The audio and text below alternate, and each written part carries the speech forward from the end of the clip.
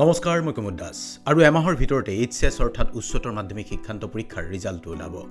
এইবাৰ এই উচ্চতৰ মাধ্যমিক শিক্ষান্ত পৰীক্ষাত 2,80,216 জন শিক্ষাৰ্থী অৱতীৰ্ণ হৈছে। আশা কৰিছো 2.5 লাখৰ বেছি শিক্ষাৰ্থীয়ে এইবাৰ উচ্চতৰ মাধ্যমিক শিক্ষান্ত পৰীক্ষাত উত্তীৰ্ণ হৈ কলেজত নাম ভৰ্তি কৰিব। কথাবোৰ ইমানলৈকে ঠিকই আছে, কিন্তু উচ্চতৰ মাধ্যমিক মানে 10+2ৰ পিছতেই আৰু এক নতুন জীৱন আৰম্ভ হ'ব এই সকল শিক্ষাৰ্থীৰ। আজি সেই কাৰণে কলেজত ভৰি দিয়া শিক্ষাৰ্থীয়ে ভুল নকৰি জীৱনত কিদৰে সফল হ'ব পাৰে সেই সম্পৰ্কে কিছু কথা আলোকপাত কৰিম। আজি পাতনি বেছি দীঘলীয়া কৰিব খোজা নাই। সফলতানো কি?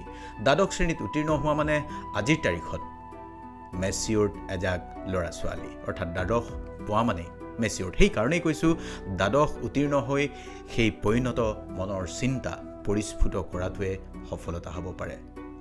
পুনৰ কৈছোঁ, পাতনি দীঘলীয়া নকৰি 10টা মূল কথা ক'ব খুজিছোঁ। নম্বৰ 1, জীৱনৰ প্ৰতিটো পৰিস্থিতি মেচিয়ৰ্ডলি হেণ্ডেল কৰাৰ, মনত ৰাখিব, মেচিয়ৰ্ডলি হেণ্ডেল কৰাৰ সময় আহি গ'ল। চিৰিয়াছলি কৈছোঁ, এতিয়াৰে পৰা জীৱনত কিছুমান এনে মুহূৰ্ত আহিব শিক্ষাৰ্থীৰ য'ত নিজে ভাঙি পৰাৰ দৰে পৰিৱেশ আহিব। সঁচা অৰ্থত বাস্তৱ জীৱনৰ কিছুমান জটিলতায়ো জুমুঠি দি ধৰিব। এনে সময়ত সদায় ছাত্ৰৰ দৰে থকা অভিভাৱক পিতৃ মাতৃও কেতিয়াবা তেওঁলোকৰ লগত নাথাকিব পাৰে, মানে আপোনালোকৰ লগত নাথাকিব পাৰে। মানে পঢ়াৰ বাবেই আপোন ঘৰ, আপোন পিতৃ মাতৃৰ পৰা আঁতৰি দূৰৰ শিক্ষানুষ্ঠানত নামভৰ্তি কৰিবলগীয়া হ'ব পাৰে, হোষ্টেলত থাকিবলগীয়া হ'ব পাৰে, ক'ৰবাত ভাড়াতীয়া হিচাপে থাকিবলগীয়া হ'ব পাৰে। গতিকে এইখিনি সময়ত নিজেই নিজৰ অভিভাৱক হ'ব লাগিব প্ৰতিজন শিক্ষাৰ্থী, মানে কলেজত ভৰি দিয়াৰ পিছত। অৰ্থাৎ ইমান দিনে যি কণ্ট্ৰলৰ জৰিয়তেৰে মা দেউতাই শাসন কৰি আছিল বা ধৰি ৰাখিছিল, সেই জৰিডালৰ পৰা মুক্ত হৈ নিজকে নিজে নিয়ন্ত্ৰণ কৰাৰ এক কৌশল আয়ত্ত কৰিব লাগিব এইখিনি সময়ত।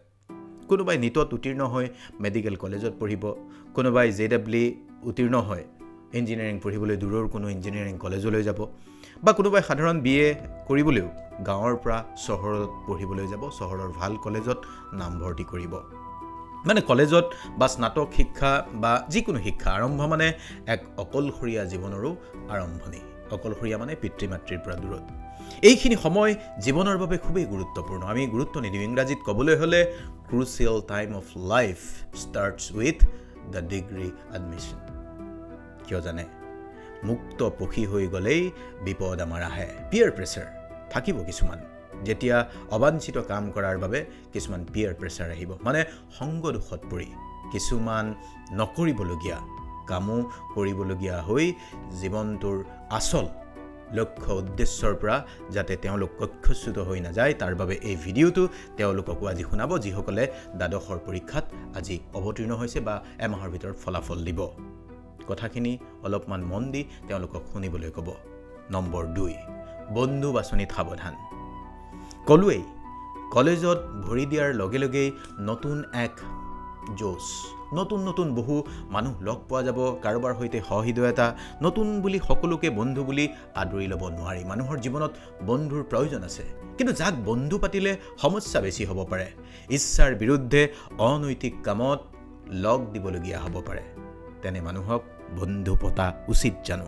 কেৱল সহপাঠী হিচাপে তেওঁলোকক ৰাখক বা তেওঁলোকক সহপাঠী হিচাপে ৰখাটোৱে শ্ৰেয় বুলি আজি আপোনালোকক কৈছোঁ। আচলতে কি জানে, কলেজীয়া জীৱনত বহুতেই মুক্ত জীৱন লাভ কৰি কেৱল বন্ধুৰ হেঁচাত এদিন নিষিদ্ধ আনন্দ লৈ সেই নিষিদ্ধ আনন্দকেই জীৱনৰ অভ্যাসত পৰিণত কৰি লয়, আৰু পৰিণতি এক অনিশ্চিত আৰু হতাশগ্ৰস্ত জীৱন, ডিপ্ৰেছিভ লাইফ। এইটো নহ'বলৈ কি কৰিব লাগিব? পিতৃ মাতৃৰ লগত থকা হ'লে কি হ'লহেঁতেন? আজি যিসকলে অকলে থাকিব, পিতৃ মাতৃয়ে বাৰু এনে এটা কামৰ বাবে সুখী হ'বনে? সেই চিন্তা মনলৈ আনি নিজেই নিজৰ বাবে এডাল নিয়ন্ত্ৰণ ৰেখা, লক্ষ্মণ ৰেখা ঠিক কৰি ল'ব লাগিব এই জীৱনটোত, কলেজীয়া অকলশৰীয়া জীৱনটোত। সঁচা কথাটো কি জানে? আমাৰ নিম্ন মধ্যবিত্ত বা মধ্যবিত্ত পৰিয়ালবোৰত বেছিভাগৰে পিতৃ মাতৃয়ে সন্তানক ডাঙৰ মানুহ কৰিবলৈ, ভাল মানুহ কৰিবলৈ, সফল মানুহ কৰিবলৈ বহুত বেছি কম্প্ৰমাইজ কৰিবলগীয়া হয়, যিটো আমি পঢ়ি থকা অৱস্থাত একেবাৰে উপলব্ধি কৰিব নোৱাৰোঁ বা বুজিব নোৱাৰোঁ। আজি আপুনি যদি অভিভাৱক, আপুনি যদি কাৰোবাৰ পিতৃ-মাতৃ, ভাবকচোন কিমান বেছি আপুনি কম্প্ৰমাইজ কৰিবলগীয়া হৈছে সন্তানৰ ভালৰ বাবেই, নিজৰ বাবে। এতিয়া আৰু কোনো আকাংক্ষা নাই, সন্তানৰ বাবেই জীৱন উচৰ্গা কৰিছে, নিজৰ বাবে কোনো প্ৰয়োজন নাই, নিজৰ বাবে কোনো চখ নাই। সন্তানৰ ভৱিষ্যতৰ স্বাৰ্থত, ভাল ভৱিষ্যতৰ স্বাৰ্থত নিজৰ সুবিধা অসুবিধাবোৰ তেনে ক্ষুদ্ৰ যেন নালাগেনে বাৰু? আজি ভাবকচোন কিমান দিন হ'ল যাওঁ বুলি আপুনি কলৈকো বিলাসিতাৰ বাবে বাহিৰলৈ ওলাই যোৱা নাই, ফুৰিবলৈ যোৱা নাই। যদি পৰিয়ালটোৰ আপুনি একমাত্ৰ উপাৰ্জনক্ষম ব্যক্তি বা উপাৰ্জনকাৰী, প্ৰতিটো বিষয়তে হাত ধৰি চলি কেৱল আৰু কেৱল ল'ৰা ছোৱালীৰ ভৱিষ্যতৰ কথা ভাবিছে, নিজৰ প্ৰয়োজন অপ্ৰয়োজনক গুৰুত্ব নিদি যন্ত্ৰবৎ আপুনি কেৱল সন্তানক মানুহ কৰাৰ চিন্তাত লাহে লাহে বুঢ়া হ'বলৈ গৈ আছে বা বুঢ়া হৈ গৈ আছে। সেইকাৰণেই শিক্ষাৰ্থীসকলক কৈছোঁ, সন্তানক মানুহ কৰাৰ স্বাৰ্থত কিমান ত্যাগ, কিমান কষ্ট, কিমান পৰিশ্ৰম কৰিছে, কোনো এটা বেয়া চিন্তা মনলৈ অহাৰ লগে লগেই সেই কথাটো এবাৰ ভাবি চাব। সেই কথাটো ভাবি চাব পাৰিলেই ভাল হৈ থাকিব পাৰিব, অকলশৰে থাকিলেও, পিতৃ মাতৃৰ পৰা দূৰত থাকিলেও। নম্বৰ 3, ব্যৰ্থতাক সহজভাৱে গ্ৰহণ। এতিয়া দ্বাদশ উত্তীৰ্ণৰ পিছত ব্যৰ্থতাকো সহজভাৱে গ্ৰহণ কৰিব পৰাকৈ নিজকে মানসিকভাৱে প্ৰস্তুত কৰি বা শক্তিশালী কৰি তোলাৰ সময় এয়া। এই পৃথিৱীত যিমানবোৰ সফল মানুহ আছে, যিমানবোৰ, সকলোৱে জীৱনত কেতিয়াবা নহয় কেতিয়াবা বিফল হৈছে। আচলতে বিফলতাৰ চিৰি বগাই বগায়ে সফল মানুহ হৈছে তেওঁলোক। গতিকে কলেজত ভৰি দি এখন নতুন ক্ষেত্ৰ পোৱা যাব, তাত নতুন নতুন বহু সম্ভাৱনা ৰৈ থাকিব। ক'ৰবাত ব্যৰ্থ হ'ব, ক'ৰবাত সফল হ'ব। ব্যৰ্থ হ'ম বুলি ভাবিয়ে প্ৰতিযোগিতাত ননমাকৈ বহি থকাটো অনুচিত। অৰ্থাৎ বিশাল ক্ষেত্ৰখনত সম্ভাৱনাৰ দুৱাৰ মুকলি কৰিব লাগিব। আজি ইনবক্সত আমাক কোনোবাই সুধিছে, মানুহৰ আটাইতকৈ বেছি দৰকাৰী স্কিল কি? কলেজত পঢ়া বা যিকোনো মানুহৰ বাবে আমি ভাবোঁ আটাইতকৈ দৰকাৰী স্কিল হৈছে যিকোনো পৰিস্থিতিত নিজকে চম্ভালিব পৰা স্কিল আহৰণ বা আয়ত্তকৰণ। সকলোৰে জীৱনত উত্থান পতন আছেই, কাৰো জীৱন এই পৃথিৱীত এডাল সৰল ৰেখা নহয়। গতিকে ভয় খুওৱা নাই। জীৱন বাটৰ খলাবমা গচকি নিজৰ লক্ষ্যত উপনীত হ'বলৈ হ'লে নিজেই নিজৰ সাহস হ'ব পৰাকৈ আজিৰ কথাখিনি বুজাবলৈ আপোনাক চেষ্টা কৰিছোঁ। কথাখিনি আকৌ কৈছোঁ, স্কিপ নকৰিব, মন দি শুনিব। ভিডিঅ' এতিয়াই স্কিপ কৰিবলৈ সময় হোৱা নাই, পিছৰ কথাখিনি আৰু জৰুৰী। এতিয়া আপোনাক কৈছোঁ নম্বৰ 4, অনুসন্ধিৎসু হওক যিমান পাৰে। চাওক, ক্লাছৰুমত যি শিক্ষা দিয়া হয় সেইটো আপোনাৰ দৰকাৰী, সকলোৱে সমানেই পাব সেই শিক্ষা, কিন্তু জীৱনৰ আচল শিক্ষা ক্লাছৰুমৰ বাহিৰতো কেতিয়াবা ৰৈ থাকে। কলেজীয়া জীৱনে ল'ৰা ছোৱালীক কি দিয়ে জানে? ৰিস্ক লৈ জীৱনত আগবঢ়াৰ শিক্ষা প্ৰদান কৰে। কলেজীয়া জীৱনত বহু কিবাকিবি নতুন ক্ষেত্ৰ আহে, যিবোৰত ইচ্ছা অনুসাৰে পাৰ্টিচিপেট কৰাৰ প্ৰয়োজন আছে। কলেজত কিমানবোৰ ছ'চাইটি থাকে, debate society, extempore society, reading club, literary society, Saraswati Puja, সকলোতে ভাগ লওক, আগৰণুৱা হওক সামাজিক কামতো। এইবোৰো জীৱনত অথলে নাযায়। এটা কথা মনত ৰাখিব, জীৱনত আপুনি যিয়েই নকৰে, জীৱনত পোৱা প্ৰতিটো অভিজ্ঞতাই কিবা নহয় কিবা কামত লাগে, প্ৰতিটো কথাই কিবা নহয় কিবা কামত আহিবই। এইটো আজি আপুনি লিখি ৰাখিব পাৰে। 5 বছৰ, 10 বছৰ, 15 বছৰ কিয়, কিছুমান অভিজ্ঞতা গোটেই জীৱন কামত লাগি থাকে। পলমকৈ হ'লেও এই কথা বুজি পাব, তেতিয়া আমাক যোগাযোগ কৰিব। কেৱল আত্মবিশ্বাস আৰু আত্মনিয়োগ লাগিব, 100% আত্মনিয়োগ। এই কথাটোকে মনত ৰাখিব, য'তেই ভৰি দিম তাতেই এক পথ ওলাই যাব, আৰু তেতিয়া আপোনাৰ কষ্ট কম হ'ব। সমস্যা থাকিলেও জীৱনৰ কাঁইটীয়া বাটেৰে বাট বুলি হ'লেও লক্ষ্যত উপনীত হ'মেই সেই সাহস, সেই আত্মবিশ্বাস সদায় ৰাখিব লাগিব। গতিকে অনুসন্ধিৎসু হৈ যিমান পাৰে কেৱল শিকক আৰু শিকক, তেতিয়া এই শিক্ষাখিনি সকলো কামত আহিব। এই যে ক'লোঁ, কলেজত কিমান লিটাৰেৰী ক্লাব বা ছ'চাইটি থাকে, প্ৰতিটো বিভাগৰ এটা এটা, সেইবোৰৰ সদস্য হওক, মঞ্চত উঠক, শিকক স্কিল, মঞ্চত কথা কোৱাৰ অৰ্গেনাইজিং কেপাচিটি ডেভেলপ কৰক, মেনেজমেণ্ট কেপাচিটি, মেনেজমেণ্ট স্কিল শিকক। এই স্কিলবোৰে গোটেই জীৱন কামত লাগি থাকিব।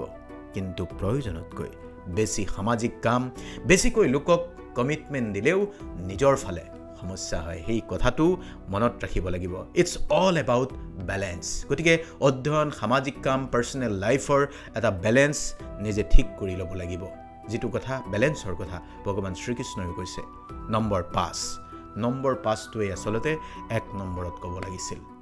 কিয় জানে? ওপৰত যিমানবোৰ ক'লো তাৰ পূৰ্বে কলেজত ভৰি দিয়ে মূল কথাটো মনত ৰাখিব লাগিব যে আপুনি কলেজলৈ কিয় আহিছে নিজৰ লক্ষ্য উদ্দেশ্য কি সেই সম্পৰ্কে স্পষ্ট ধাৰণা সদায় কলেজত ভৰি দিয়াৰ আগে ঠিক কৰি ল'ব লাগিব আপোনাৰ জীৱনৰ দীৰ্ঘমেদী বা হ্ৰস্বমেদী প্ল্যান জীৱনত আপুনি অমুকটো কৰিবই জীৱনত আপুনি যি ভাবিছে সেয়া কৰি দেখুৱাবই তাৰ বাবে আপুনি কি কৰিব তাত হয়তো অপচন দুটা থাকিব পাৰে তিনিটা থাকিব পাৰে প্ৰথমটো নহলে দ্বিতীয়টো অপচন বা দ্বিতীয়টো লক্ষ্যৰ পিনে কিদৰে ধাৱমান হ'ব কিন্তু লক্ষ্য উদ্দেশ্য সম্পৰ্কে স্পষ্ট ধাৰণা ল'ব তেতিয়া কোনো ধৰণৰ সমস্যা নহয় অৰ্থাৎ কলেজত ভৰি দিওঁতে লক্ষ্য আৰু উদ্দেশ্যত উপনীত হ'বলৈকে যিবোৰ কৰা দৰকাৰ যিবোৰ ইণ্টাৰেষ্ট ডেভেলপ কৰা দৰকাৰ অধ্যয়ন আৰু জ্ঞান অৰ্জন কৰা দৰকাৰ সেইবোৰ নিয়মিত অভ্যাসত পৰিণত কৰি আগবাঢ়ি যাব লাগিব 5 নম্বৰত ক'লেও নম্বৰ 1 এইটোৱেই বিদ্যায়তনিক দিশত আগবঢ়া যেতিয়ালৈকে নহয় তেতিয়ালৈকে কিন্তু কষ্ট হ'ব অৰ্থাৎ বাকি সকলোবোৰ ক'লেও আপুনি কিন্তু মাৰ্কছ পৰীক্ষাত আনিবই লাগিব অধ্যয়ন কৰা বিষয়সমূহ ভালকৈ আয়ত্ত কৰিবই লাগিব সেইটোৱে 1 নম্বৰত কলেজত ভৰি দিয়াৰ কথা নম্বৰ 6 নেটৱৰ্ক ইমান দিনে ঘৰৰ ভিতৰত আছিল বাহিৰলৈ ওলাই আহিছে এতিয়া বন্ধু বাছনিতহে পূৰ্বে সাৱধান হ'বলৈ কৈছোঁ কিন্তু এটা নেটৱৰ্ক কলেজখনৰ ভিতৰত এটা নেটৱৰ্ক গঢ় দিব লাগিব নিজৰ ভৱিষ্যতৰ কেৰিয়াৰত কামত আহিব পৰাকৈ নিজৰ ভৱিষ্যত জীৱনত কামত আহিব পৰাকৈ নেটৱৰ্ক গঢ় দিয়াৰ সময় কিন্তু এয়াই ধৰি লওক আপুনি স্নাতকৰ পিছত সিভিল সাৰ্ভিসেছৰ প্ৰস্তুতি চলিছে বা প্ৰস্তুতি চলাব তাৰ বাবে যিবোৰ বিষয় প্ৰিলিমছ বা মেইনছত ল'ব সেই সকল অধ্যাপকৰ সৈতে সংযোগ স্থাপন কৰিব লাগিব পৰামৰ্শ ল'ব লাগিব আৰু একেই লক্ষ্য উদ্দেশ্য থকা কিছুমান শিক্ষাৰ্থীৰ সৈতে আপুনি যাতে গ্ৰুপ ডিসকাশন কৰিব পাৰে মানে জিডি তাৰ বাবে এটা সমভাৱাপন্ন শিক্ষাৰ্থীৰ সৈতে এটা সংযোগ এটা নেটৱৰ্ক আপুনি স্থাপন কৰিব পাৰে কলেজত পঢ়াৰ এয়াই সুবিধা যে আপুনি আপোনাৰ ভিন্নধৰ্মী লক্ষ্য উদ্দেশ্য থাকিলেও আপোনাৰ দৰে জীৱন বাটত আগুৱাব খোজা সহযোদ্ধা পাই যাব সহযাত্ৰী পাই যাব তেওঁলোকৰ সৈতে গঢ়ি তোলা নেটৱৰ্কটো গোটেই জীৱন আপোনাৰ কামত আহিব কেতিয়াবা কোনোবাটো খবৰ আপুনি নাপাব পাৰে আৰু কোনে জানে এই পৃথিৱীত তেনে নেটৱৰ্কৰ বাবেই আপোনাৰ মনত এটা যি ভুল ধাৰণা আছিল সেই ভুল ধাৰণাও দূৰ হৈ যায় গতিকে কলেজত প্ৰডাক্টিভ কামত সময়খিনি খৰচ কৰিব লাগিব নম্বৰ 7 নিজৰ প্ৰতি মনোযোগী হোক নিজৰ প্ৰতি মনোযোগী হোৱা মানে স্বাৰ্থপৰতা বা সেলফিশনেছ নহয় নিজৰ প্ৰতি মনোযোগী মানে খাওন হুৱন ঠিকে ৰখা ষ্ট্ৰেছ নহবলৈ নিয়মিত শৰীৰটোৰ পৰিশ্ৰমত জোৰ দিয়া কলেজত ভৰি দিয়া মানে কেৱল মানসিক পৰিশ্ৰমত জোৰ দিলেই নহব আপোনাৰ শৰীৰটো যাতে ভালে থাকে মনটো যাতে ভালে থাকে নিজৰ শৰীৰ মন ঠিকে ৰখাৰ বাবে দৈনিক ধ্যান যোগ আসন মেডিটেশ্যন এক্সাৰসাইজ খোজ কঢ়া দৌৰা জিমলৈ যোৱা সাইকেল চলোৱা অন্ততঃ কিবা এটা অভ্যাস আপুনি ৰাখিব লাগিব ভগৱান শ্ৰীকৃষ্ণই কোৱা পৰিমিত আহাৰ আৰু বিহাৰ গোটেই জীৱনৰ বাবে যে জৰুৰী সেই কথা আপুনি কলেজত উপস্থিত হৈও উপলব্ধি কৰিব লাগিব নম্বৰ 8 দীৰ্ঘসূত্ৰিতা একেবাৰে এৰক প্ৰকাষ্টিনেশ্যন কলেজত ভৰি দি বহু পৰিমাণে নিজেই আপুনি যেতিয়া মুক্ত হৈ পৰে নিজৰ কথা কিছুমান পাহৰি যায় অভিভাৱক লগত নাই আগৰ দৰে কোনেও আপোনাক পঢ় বুলি সোঁৱৰাই নাথাকে ডাঙৰ হোৱাৰ দায়িত্ব বুলি ধৰি লৈ সময়ৰ কাম সময়ত মানে সময়ৰ পঢ়া সময়ত শেষ কৰি অটাব পাৰিব লাগিব বেছি সময় সোশ্যাল মিডিয়া মোবাইল গেমিং আদিত খৰচ যদি কৰি পেলায় তেতিয়া আপোনাৰ সৃষ্টিশীলতাও প্ৰডাক্টিভিটি হ্ৰাস পাব গতিকে এই সৃষ্টিশীলতা ধৰি ৰখাটো খুবেই জৰুৰী কলেজত ভৰি দিয়াৰ পিছত নিজাকৈ মোবাইল এটা পালে নিজাকৈ মোবাইল ফোন এটা হোৱাৰ সুবিধা অনেক কিন্তু নিজকে অধিক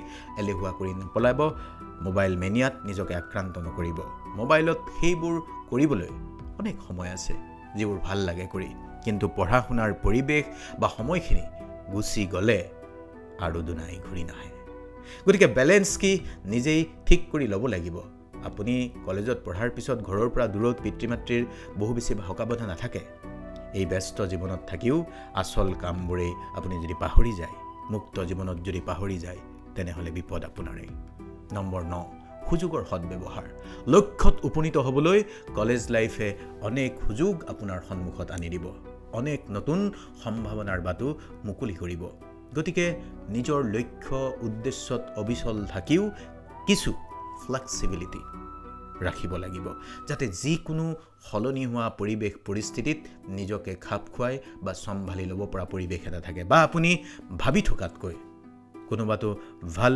সুযোগ বা অপশ্যনো যদি আপুনি ল'বলগীয়া হয় ল'ব পাৰে আনৰ ভালটো গ্ৰহণ কৰিবলৈ আপুনি সাজু থাকিব লাগিব গঠনমূলক সমালোচনাও আপুনি গ্ৰহণ কৰিব লাগিব ক'লোৱে দেখোন আপুনি এজন পৰিণত মানুহ হোৱাৰ পথ এই কলেজ লাইফ এই পৃথিৱীত আপুনি বা মই ভবা প্ৰতিটো কথাই শুদ্ধ নহ'বও পাৰে গতিকে লক্ষ্যত উপনীত হ'ব পৰাকৈ কলেজত কোনো এগৰাকী অধ্যাপকক আপুনি মেণ্টৰ হিচাপে ল'ব পাৰে যাতে তেওঁ আপোনাক জটিল সময়ত জটিল পৰিস্থিতিত পৰামৰ্শ দিব পাৰে মেণ্টৰ বা গুৰু হেয়াই নম্বৰ 10 আবেগ এৰাই চলক কলেজীয়া জীৱনত অলপ ৰোমান্টিচিজমৰ শিকাৰ হয় শিক্ষাৰ্থী ৰোমান্টিচিজম মানে একে আখৰে আমি প্ৰেম বুলি ক'ব খোজা নাই কিবা এটা বিৰক্তপূৰ্ণ কৰিবলৈ মন যোৱা বয়স কিবা এটা দুৰ্দান্ত কৰাৰ হেঁপাহ সকলোৰে সন্মুখত সেইটো কলেজীয়া দিনৰ এক স্বভাৱ বা চৰিত্ৰ কিন্তু সকলোতে আবেগতকৈ মগজুক প্ৰাধান্য দিয়ক আৰু প্ৰেম সম্পৰ্ক এইবোৰ কথা বেছিকৈ ভাবি মোৰ নঘমুৱাই ভাল কাৰণ আমি যি দেখিছোঁ অভিজ্ঞতাৰে কলেজীয়া দিনৰ প্ৰায় 98-99% প্ৰেমেই সফল নহয় কলেজ শেষ প্ৰেমো শেষ আৰু এইবোৰত সময়ৰ খৰচ বহুত বেছি এক অৰ্থত একাডেমিক উত্থানত এইবোৰ প্ৰেম আবেগ জাতীয় কথাবোৰ সাংঘাতিক ধৰণে ডিষ্ট্ৰেকশ্যন হয় ক্ষতি কৰে আপুনি আপোনাৰ জীৱনত লক্ষ্যত উপনীত হ'বলৈ হ'লে এইবোৰ এৰাই চলিব লাগিব কিছুমান কাম আপুনি পিছলৈ কৰিম বুলি থৈ দিয়াটোৱেই মংগলজনক কলেজ লাইফত মনত ৰাখিব কলেজৰ সময়খিনি হৈছে বিদ্যায়তনিক বিকাশৰ জৰিয়তে নিজৰ লক্ষ্য আৰু উদ্দেশ্যত উপনীত হোৱাৰ এটা সময় এটা ধাপ য'ত আপুনি চিৰি মাত্ৰ বগাবলৈ আৰম্ভ কৰে এইখিনি সময়ত আবেগক বহুতেই প্ৰাধান্য দি পিছত গোটেই জীৱন পস্তুৱাও উদাহৰণ আছে কাৰোবাৰ সৈতে আপুনি হেলদি ৰিলেশ্যনশ্বিপ এটা ৰাখিব পাৰে কথা বতৰা পাতিব পাৰে ওকে কিন্তু সেয়া টাইম সৰ্বস্ব নহয় টাইম কনজিউমিং বা কোনো সম্পৰ্কই যাতে আপোনাক আবেগিক মানসিকভাৱে শেষ কৰি নেপেলাই ডিষ্ট্ৰেকশ্যন হৈ নপৰে তাৰ বাবে খুব সাৱধানতাৰে আগবঢ়াৰ সময় আৰু পৰাপক্ষত আমি আঁতৰিয়ে থাকিবলৈ আপোনাক পৰামৰ্শ দিম আৰু আপোনাৰ পিতৃ মাতৃ বা অভিভাৱক আপুনি যদি নিজে আপোনাৰ সন্তান যদি কলেজত ভৰি দিবলৈ লৈছে সন্তানৰ বন্ধু হওক এনে পৰিৱেশত এনে চিন্তাৰ সময়ত সি বা তাই যদি কিবা এটা সমস্যাৰ সন্মুখীন হৈছে আলোচনা কৰিবলৈ বা প্ৰয়োজনীয় পৰিৱেশটো আপুনি বন্ধু হিচাপে অভিভাৱক হিচাপে আপুনি দিব লাগিব গতিকে বৰ বিশেষ দীঘলীয়া নকৰোঁ শুভেচ্ছা জনাইছোঁ আপোনাৰ ল'ৰাটো আপোনাৰ ছোৱালীজনীৰ ভাল হওক আপুনিও ভালে থাকক আচলতে মেট্ৰিক পৰীক্ষাৰ পিছতো বা হায়াৰ ছেকেণ্ডেৰী পৰীক্ষা পাছ কৰাৰ পিছতো যিসকলে কলেজত ভৰি দিয়ে তেওঁলোকক বন্ধু হিচাপে লৈ কথাবোৰ বুজাওক একেলগে এই ভিডিঅ'টো শুনক আলোচনা কৰক কথাখিনি আমি সঁচা কৈছোঁ নে মিছা কৈছোঁ নে ক'ৰবাত কোনোবাখিনিত কিবা এটা দুবিধা ক'ৰবাত কোনোবাখিনিত কিবা এটা সমস্যা আছে আমি আপোনাৰ সৈতে কেৱল এই কথাখিনি পাতিব খুজিছোঁ আপোনাৰো ভাল হওক আপোনাৰ সন্তানেও এটা ভাল জীৱন পাওক প্ৰতিষ্ঠা লাভ কৰক সপোনবোৰে পূৰ্ণতা পাওক ভালে থাকক ওম কৃষ্ণায় বাসুদেৱায় নমঃ